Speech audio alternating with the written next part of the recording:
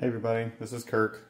You guys mostly know me from racing quads and posting all the videos online and everything. I am starting a little channel that kind of goes with everything I do outside of racing, because I don't race anymore. I'll get into that at another time, but I mainly do a lot of repairs and build race motors for a lot of people in Michigan and Ohio. Among a bunch of other things like regular dirt bike motors and things like that. So just giving you guys a little idea of what I'm doing today. I had a customer who reached out to me. I've worked on his other family members' motors, and he mentioned to me that he got it worked on at a reputable shop and near him, and after the first moto he lost his third gear. After pulling the motor apart, and I'll show you that in just a second, measured some transmission dimensions and the lengths that they're supposed to be pressed to, and found that the previous shop did not press them to spec, and that caused a complete failure of the transmission. So we were able to salvage a lot of the parts, but the majority of it was replaced. Almost half of the transmission had to be replaced. So I'll show you that and a couple other things that they failed to do correctly, and how we're going to help the customer out and make sure it doesn't happen to them this time around. So here's what we got going on. This is a YFZ450R. It had about, I would guess, one moto on it from what he told me. And this is the old transmission. This is a press-on gear. And this is the shift fork.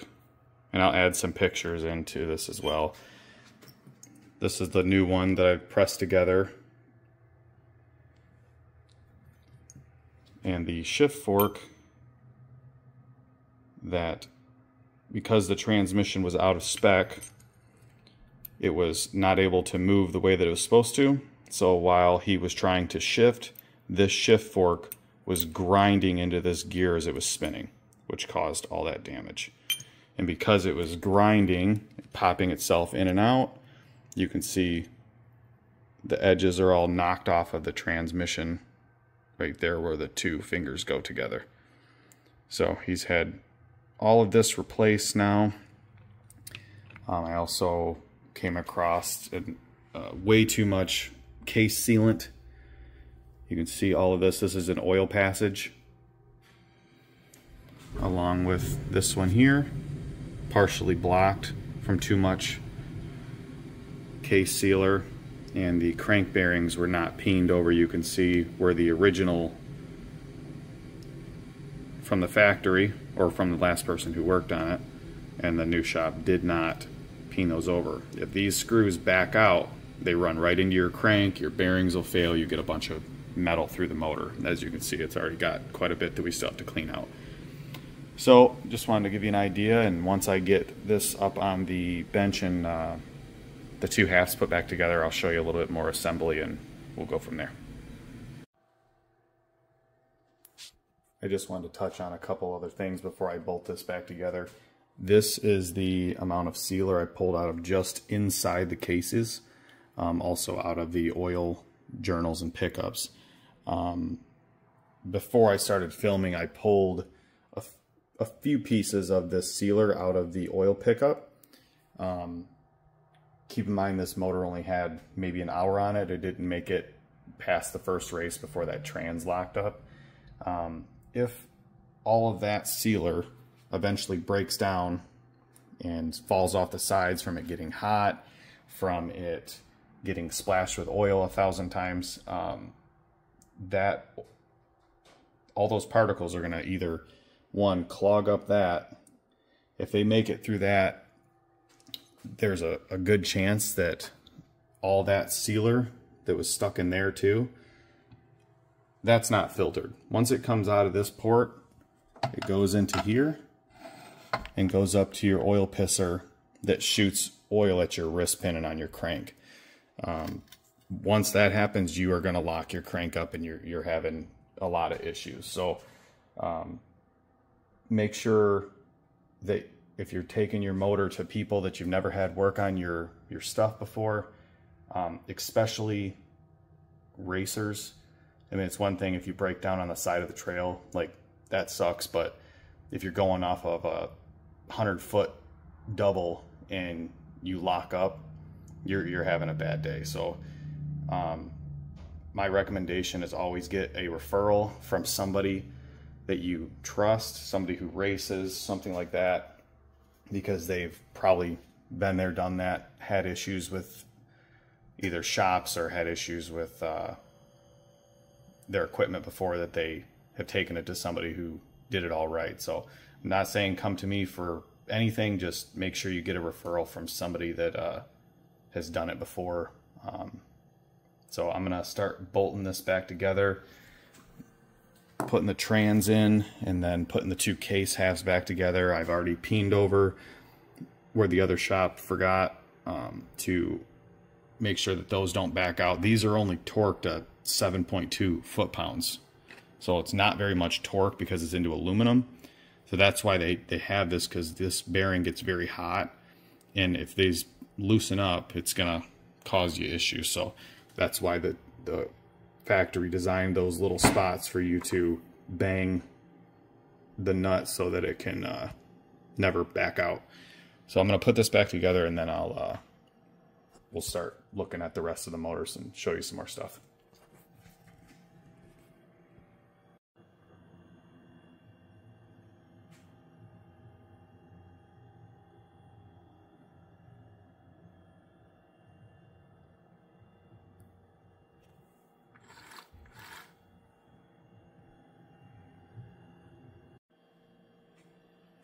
Alright, so I got the bottom end bolted back together. I'm going to start assembling and do a time-lapse video to save you guys some time watching just the most mundane stuff of the build. I already scraped all the gasket off, prepped all the surfaces, top and bottom. This one's going to be a little bit different on how I put this back together because the customer started tearing this motor down himself. He brought me just the bottom end, and his intention was to put it back together himself on the top end and the outer pieces like the clutches and stuff like that. But after I get the bottom end together, he is going to bring me the rest of the parts that I need to put it back together, and I'll start a new time-lapse video once he drops that stuff off.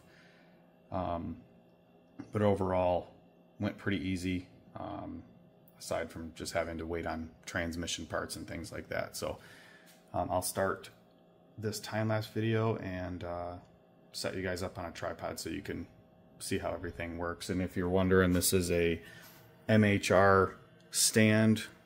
It's a friend of mine who custom makes them. Lasers your logo or whatever you want.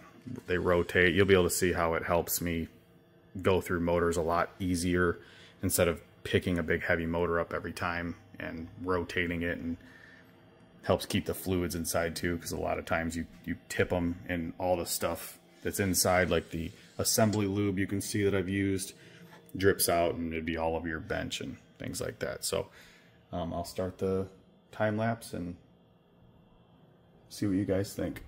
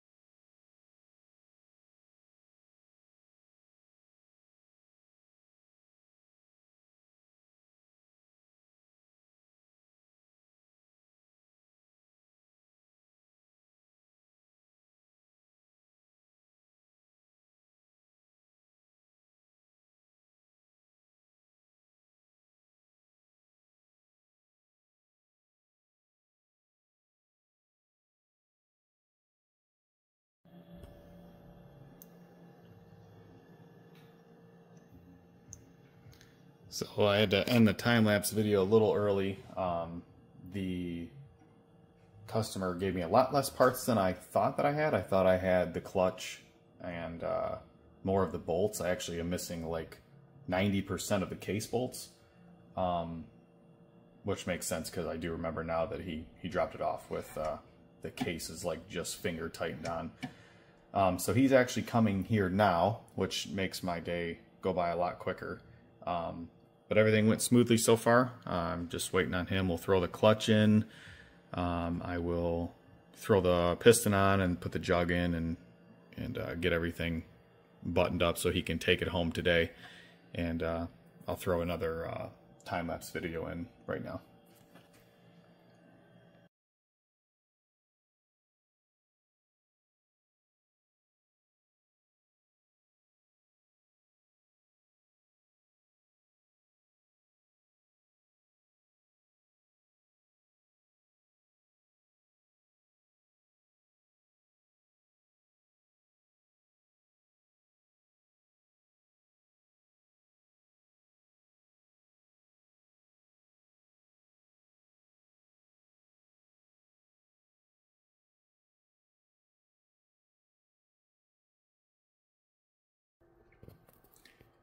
So that video didn't go quite as planned. After the customer got here, he did not have all of the parts that we needed. The main thing that stopped us was that there's these locator pins in the bottom of the cylinder that located into the cases so that it lines up perfectly with no issues, and he did not have those. So I did as much as I could for him, gave him a discount on the labor, and he's gonna do a video call with me or whatever if he needs any help reassembling. So next video that I'll be doing, a local racer, he's got a dirt bike that he either does cross training on or just trail rides, and it is a 2015 CRF 250F, I'm sorry, 250R, and we're going to be doing a CP Carrillo piston in it and checking valves and possibly doing new valves in it. Thankfully he cleaned it up really good for me. Don't often see that. I often have to knock off a pound of dirt, and then from there we'll just show a teardown. I don't want the channel to become into a how-to or a watch me build motors all day channel, but it's definitely a big part of my life, and I have a lot that was thrown onto me. I just got back from vacation, and I have this dirt bike motor, I have this older Kawasaki that I've got to do, and then a LTR that's coming, and two more engines, I think a YFZ or a quad hybrid engine of some sort, and then another YFZ. So I'll try to make it not all about motors, but for the next couple of videos at least, it'll probably just be me building motors and trying to get all of this done before summer. It's kind of my way of helping a lot of the people who still race now that I don't race. They still know me, and they know that I can help them out, and I know what I'm doing, at least for the most part. So I'll post that video here in the next couple days, and then we'll see you guys then. Thanks.